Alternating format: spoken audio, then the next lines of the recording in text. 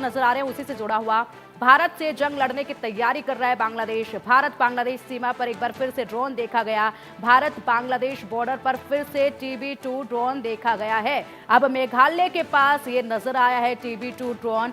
भारतीय सीमा पर ड्रोन की तैनाती एक बार फिर नजर आई। घातक हमला और जासूसी करने में सक्षम है TB2 ड्रोन। पश्चिम बंगाल के बाद मेघालय में अब TB2 ड्रोन देखा गया है। बख्शी जी, आऊंगे आपके पास, लेकिन इससे पहले देवनाथ जी से इस पर जरूर एक अपडेट लेना चाहूंगी, क्योंकि देवनाथ जी कल कह रहे थे कि यहाँ पर अब हालात बदलेंगे और ऐसे में पॉजिटिव चीजें देखी जा रही हैं देवनाथ जी। लेकिन अब ये जो ड्रोन बार बार देखे जा रहे हैं सीमा पर, जिस तरीके से इन्हें सक्षम माना जाता है कि ये पूरी तरीके से यहाँ पर हर व्यवस्था का जायजा ले सकते हैं, तमाम इनपुट्स ले सकते हैं, इसको लेकर आप क्या कुछ कहेंगे? जी हाँ पिंकी जी, ये बांग्लादेश तुर्की से 12 ड्रोन का ऑर्डर दिया है, जिसमें से कि 6 बांग्लादेश पहुंच चुके हैं। ये जो ड्रोन है, ये शेख हसीना के कार्यकाल में कॉन्ट्रैक्ट साइन किया था बांग्लादेश ने तुर्की के साथ। तो बांग्लादेश की जो आर्मी है उसमें हमेशा से इस तरह के इक्विपमेंट विदेशों से आते रहे हैं, खासतौर से चाइनीज टैंक, चाइनीज बख्तरबंद गाड़ियां। 1971 के बाद से बांग्लादेश की जो नेवी है वो हमेशा से चीन से या पाकिस्तान से सेकंड हैंड शिप्स और सबमरीन खरीदती रही हैं। आज भी बांग्लादेश की नेवी, अभी नहीं, 30 साल से पहले, 40 साल से पहले बांग्लादेश की नेवी में हमेशा चाइनीज शिप्स और सबमरीन रहे हैं। अभी भी चीन बांग्लादेश को 2 सबमरीन देने जा रहा है। इसी तरह से बांग्लादेश अपनी फौजी तैयारियों के मातहत उनकी जो एयरफोर्स है उसमें शुरुआती दिनों से 1971 से ही उन्होंने चीनीज फाइटर विमान रखे हुए हैं। तो ये जो TB2 ड्रोन लिया है उसी कड़ी में हमें देखना चाहिए। ये शेख हसीना का ने जब ये लिया था तब भारत सरकार ने शेख हसीना से एक छोटा सा डिप्लोमेटिक चैनल में पूछा था कि उनका तात्पर्य क्या है, और उनका जवाब ये आया था कि इन TB2 ड्रोन का इस्तेमाल करते हुए वो बांग्लादेश के अंदर जो इलीगल एक्टिविटीज है, स्मगलिंग है, खासतौर से उनके जो दूर दराज के क्षेत्रों में एंटी गवर्नमेंट फोर्सेस ऑपरेट कर रही हैं, उस पर नजर रखेगी। अभी जो चिकन नेक के, भारत के चिकन नेक के पास देखा गया है और मेघालय के पास देखा गया है, ये TB2 ड्रोन जो थे ये बांग्लादेश की एयर स्पेस के अंदर थे। इंडियन एयरफोर्स की रिपोर्ट ये है कि ये बांग्लादेश सीमा से भारत की सीमा में नहीं घुसे। इंडियन एयरफोर्स ने इन पर नजर रखी हुई है। हमारे एयरफोर्स के जो रेडार हैं जिनकी रेंज 500 किलोमीटर तक होती है, वो चिकन नेक के पास भी डिप्लॉयड है, मेघालय में भी डिप्लॉयड हैं। और अगर गलती से ये कोई भारत की वायुसेना में के अंदर आते हैं तो इंडियन एयरफोर्स की जो हमारी ऑपरेशनल रेडीनेस प्लेटफॉर्म पर जो फाइटर विमान तैनात होते हैं वो आसानी से इनको शूट डाउन कर सकते हैं। लेकिन इंटरनेशनल रूल जो है उसके तहत जब तक ये ड्रोन बांग्लादेश की वायु सीमा के अंदर है, इंडियन एयरफोर्स कोई कार्रवाई नहीं कर सकती है। सिचुएशन पे हमारी नजर है। और ये ड्रोन जो है, मैं एक और चीज बताना चाहता हूँ, बांग्लादेश के पास जो इस TB2 का जो वर्जन है ये सिर्फ रिकनेसेंस कर सकता है, यानी फोटो ले सकता है। इस वाले बांग्लादेश वाला जो अभी इन्होंने तुर्की से लिया है TB2 ड्रोन, इसमें बॉम्ब्स या लेजर गाइडेड रॉकेट फायर करने की व्यवस्था नहीं है, वो वाला वर्जन नहीं है जी। लेकिन सुरक्षा के जो सीमा पर प्रबंध किए गए हैं उनको ज़रूर ये उनका इनपुट पहुंचा सकते हैं, और ऐसे में बड़ा काम जो है ये लोग कर सकते हैं और काफ़ी खतरनाक इन्हें माना जा रहा है। बख्शी सर, आपसे जानना चाहेंगे, एक तरफ तो विदेश सचिव से यहाँ पर बांग्लादेश की तरफ से आश्वासन दिया गया कि यहाँ पर हालात बहुत जल्द ठीक हो जाएंगे, जिस तरीके से हिंसा फैल रही है उस पर लगाम लगा ली जाएगी और इन उपद्रवियों को भी काबू में कर लिया जाएगा। दूसरी तरफ लगातार इस तरीके से TB2 ड्रोन देखा जाना, क्या संकेत मिलते हैं इससे? देखिए, सबसे बड़ी बात है ये बरख्तियार ड्रोन जो टर्की ने दिया है, ये टर्की को पता था कि ये भारत के खिलाफ यूज होगा। बात डिप्लोमेटिक चैनल में कहने की कुछ और होती है, जैसे F-16 पाकिस्तान को दिए थे कि इंटरनल इंसर्जेंसी के खिलाफ इस्तेमाल होगा, पर वो भारत के खिलाफ थे, ये पता होता है। हम इतने बच्चे नहीं है कि हम इस बातों में आ जाए उनकी। हाँ, पर ये डिप्लोमेटिक फाइल्स में जरूर लिखा जाता है कि ये तो इंटरनल इंसर्जेंसी इत्यादि के लिए है, टर्की को पता है। दूसरी बात ये है कि हमको भी पता है कि बांग्लादेश के पास कितनी फौज है, वो बढ़ाती जा रही है। 10 डिविजन हैं उनके पास में, उनकी नेवी भी काफी सक्षम है, हालांकि हमारे तुलना में कुछ नहीं है। पर क्वेश्चन है इस सेक्टर के अंदर अगर वो अपनी फौज को तैनात करते हैं तो फौजी action is not the answer, ये मैं बताने की कोशिश कर रहा हूं। और जितने भी ये वेपन सिस्टम्स जो आ रहे हैं वो चाइना दे रहा है।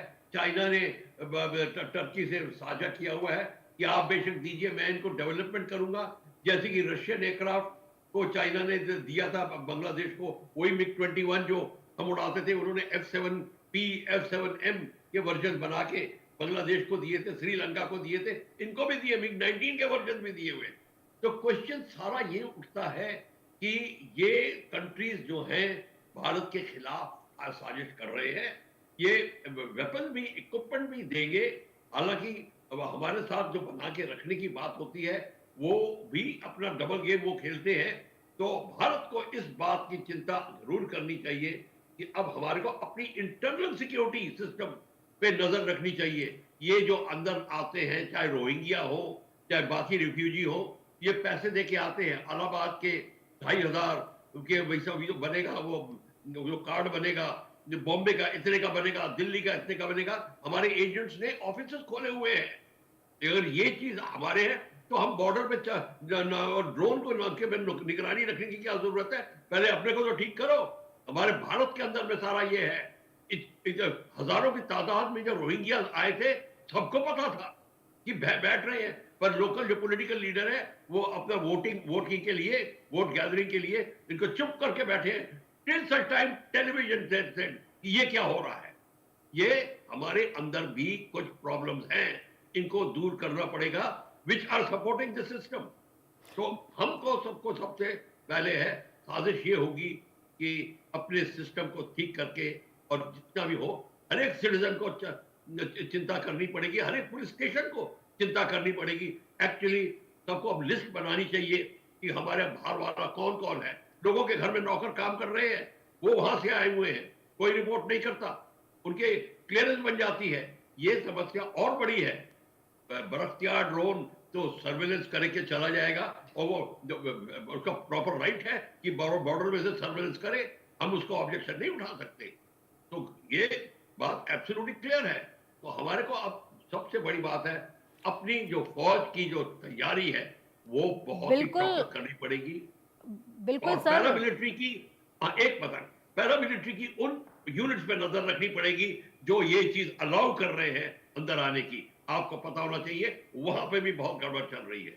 तो ये सारी चीजों का मद्देनजर रखते हुए हमको अपना अप्रोच चेंज करना पड़ेगा। बिल्कुल बिल्कुल सर, यहाँ पर आपने दो महत्वपूर्ण बातें की हैं। पहली तो ये कि ना केवल जिस तरीके से आपने यहाँ पर संदेश दिया कि ना केवल सिर्फ पाकिस्तान से सहयोग मिल रहा है बांग्लादेश को, बल्कि दूसरे जगहों से भी जो है यहाँ पर कहीं ना कहीं सहयोग जो है मिल रहा है। और ऐसे में कई सारी चीजें, जो कई सारी ताकतें हैं, वो इकट्ठा होने की यहाँ पर कोशिश कर रहे हैं। दूसरी बात आपने की कि हमें अपनी इंटरनल सिक्योरिटी को काफी मजबूत करना होगा। रोहिंग्यों की लेकर आपने बात की है, इस मुद्दे पर हम आएंगे, लेकिन सबसे पहले संजीव जी से जान लेते हैं। संजीव जी, जिस तरीके से यहाँ पर बात आई है कि ना केवल पाकिस्तान बल्कि दूसरी जगहों से भी बांग्लादेश को मदद मिल रही है, जिस तरीके से TB2 ड्रोन जो है देखा जा रहा है बार बार, और इसी सिलसिले में जो टेक्नोलॉजी में बढ़ावा बांग्लादेश में हुआ है, उसको लेकर दूसरी जगहों से भी उनको सहयोग किया जा रहा है।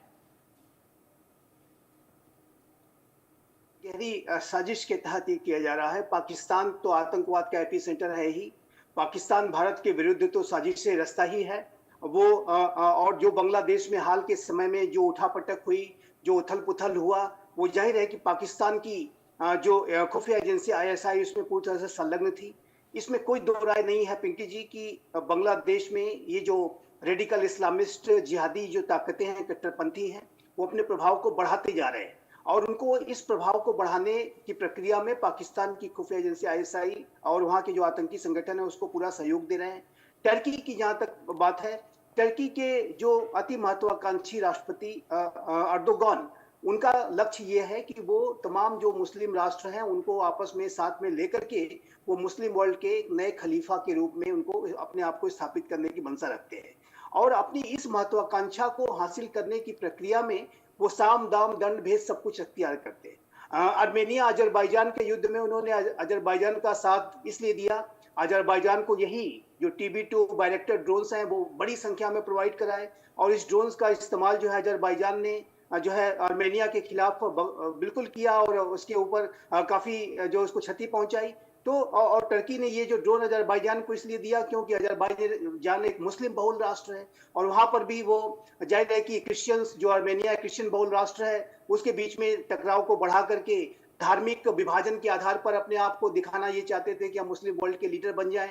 वह जाहिर है कि इस प्रक्रिया में उन्होंने मुस्लिम वर्ल्ड को डिवाइड कर लिया है। सऊदी अरबिया यूएई टर्की से बहुत नाराज रहते हैं, लेकिन जहां तक पाकिस्तान हो, मलेशिया हो और उन्हें जहां कहीं भी मौका मिलता है कि वो अपनी मुस्लिम राष्ट्रों में दखल बढ़ाएं, कट्टरपंथियों को सपोर्ट देने की जहां पर भी उनको कोई स्थिति बनती है, उनकी जो टर्की की खुफिया एजेंसी MIT है, बहुत ही कुख्यात एजेंसी है, आतंकवादियों के साथ संपर्क में उसने रह करके बहुत सारे उनको भी मदद पहुंचाई है। और जो ISIS को MIT का जो लिंक है वो पहले से ही हम जानते हैं।